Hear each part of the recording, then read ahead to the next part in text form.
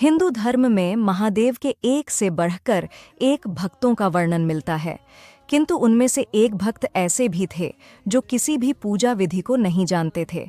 उन्होंने हर वो चीज की जो शास्त्र विरुद्ध है और जिसे पाप माना जाता है, किंतु फिर भी महादेव ने उन्हें दर्शन दिए। वे इस बात को सिद्ध करते हैं कि महादेव केवल अपने भक्त के भाव देखते हैं, पद्धति नहीं। उनका नाम था कन्नप्पा। ये एक व्याध थे जो शिकार कर अपना पालन पोषण करते थे। इनके जन्म के विषय में मान्यता है कि द्वापर युग में जब महादेव ने पांडुपुत्र अर्जुन की परीक्षा लेकर उन्हें पाशुपतास्त्र प्रदान किया, तब अर्जुन ने उनसे प्रार्थना की कि वे अगले जन्म में उनके महान भक्त बने। भगवान शंकर ने उन्हें ये आशीर्वाद दे दिया।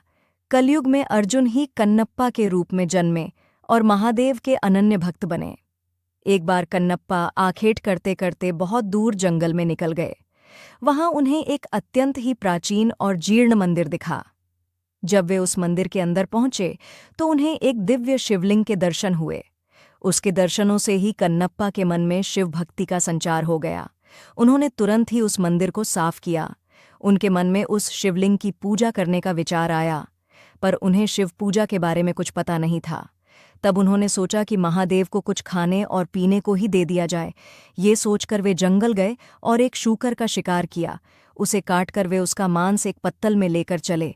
दूसरे हाथ में उन्होंने एक पात्र में मधुमक्खियों के छत्ते से कुछ मधु इकट्ठा कर लिया। जल के लिए कोई और उपाय न दिखा तो उन्होंने अपने मुंह में ही जल भर लिया। वे वो सामान लेकर मंदिर आए तो देखा कि शिवलिंग पर कुछ सूखे पत्ते टूट कर गिर गए हैं।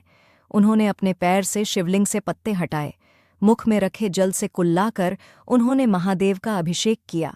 फिर उन्हें भोग के रूप में मांस और शहद अर्पण किया। हालांकि उनका ये कृत्य उचित नहीं था और वो सारी वस्तुएं भी पूजा के लिए निषिद्ध थीं, लेकिन उनका मन पवित्र था। उन्होंने जो कुछ भी किया वो पूर्ण भक्तिभाव से किया और महादेव को केवल उसी भाव का मोह था। उन्होंने प्रसन्न मन से उसका प्रसाद स्वीकार कर लिया। अब तो ये कन्नप्पा का रोज का कार्य हो गया। वो प्रतिदिन उसी प्रकार पैरों से पत्ते साफ कर, मुंह के कुल्ले से शिवलिंग का अभिषेक कर उन्हें मांस और शहद अर्पण करने लगा। जंगल में एकांत में स्थित उस मंदिर में महादेव की पूजा करने एक पुजारी भी आते थे जो बहुत बड्ढे शिवभक्त थे। कन्नप्पा के पूजा करने के बाद अगले दिन जब वे आए तो देखा कि पूरे मंदिर में यहाँ-वहाँ मांस के टुकड़े पद्धे हैं। वे बद्धे दुखी हुए और तत्काल मंदिर को जल से धोकर पूजा की ओर स्वच्छ पुष्प चढ़ाए, किंतु अब रोज रोज उन्हें मंदिर में मांस मिलने लगा। ये देखकर एक दिन उन्होंने निश्चय किया कि वे पता करके रहेंगे कि कौन है जो रोज मंदिर को अपवित्र कर देता है। यही सोचकर वो रात को वहां रुक गए।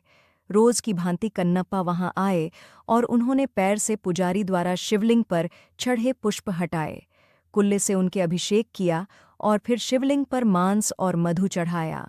पुरारी मंदिर के एक कोने से छिपकर से देख रहे थे। उन्हें ये देखकर बड्ढा क्रोध आ रहा था।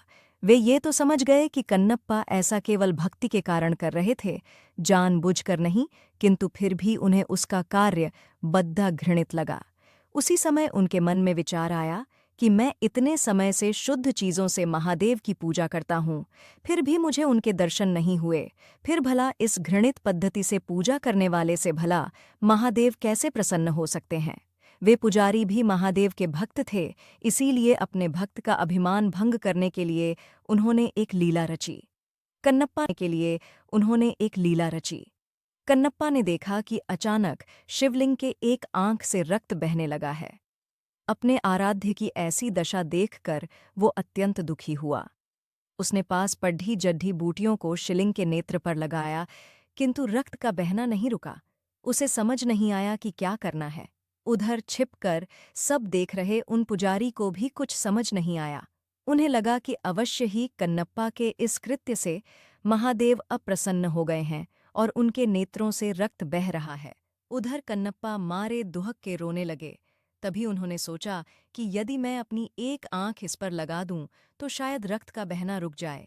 ये सोचकर उन्होंने अपने एक बाण से अपना एक आंख निकला और शिवलिंग के नेत्र पर रख दिया। इससे रक्त बहना बंद हो गया। कन्नप्पा की प्रसन्नता का ठिकाना न रहा। तभी शिवलिंग के दूसरे नेत्र से रक्त निकलने लगा। अब तो कन्नप्पा को इसका उपचार मिल चुका था, इसीलिए उसने अपने दूसरे नेत्र भी निकालने का निश्चय किया। तब उसे ध्यान आया कि दूसरा नेत्र निकालने पर तो वो कुछ देख नहीं पाएगा, फिर सही स्थान पर नेत्र कैसे लगा पाएगा।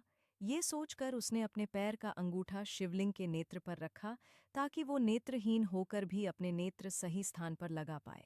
फिर जैसे ही उसने अपने बाण से अपना नेत्र निकालने का यत्न किया, महादेव ने स्वयं प्रकट हो उसका हाथ पकड़ डिरियछ लिया। अपने आराध्य के दर्शन होते ही कन्नप्पा उनके चरणों में गिर पद्दधा। महादेव ने उसके दोनों नेत्र ठीक कर दिए। तब बाहर छिपकर सब देख रहे ब्राह्मण भी अंदर आकर महादेव के चरणों में गिर पड़े। उन्होंने कहा, हे महादेव, मेरे मन में अहंकार आ गया था कि मैं आपका सबसे बद्धा भक्त हूँ, किंतु आज कन्नप्पा ने मेरा ये अभिमान तोड़ दिया। इनके कारण ही मुझे आज आपके दर्शनों का सौभाग्य मिला है। आज मुझे समझ आ गया कि आपको केवल भाव से ही प्राप्त किया जा सकता है, किसी पूजा पद्धति से नहीं। तब महादेव ने दोनों को आशीर्वाद दिया और अंतर्धान हो गए। वर्तमान में आंध्र प्रदेश के तिरुपति जिले के कालहस्ती नामक जगह पर महादेव का वही शिवलिंग श्री कालहस्ती महादेव के नाम से स्थापित है।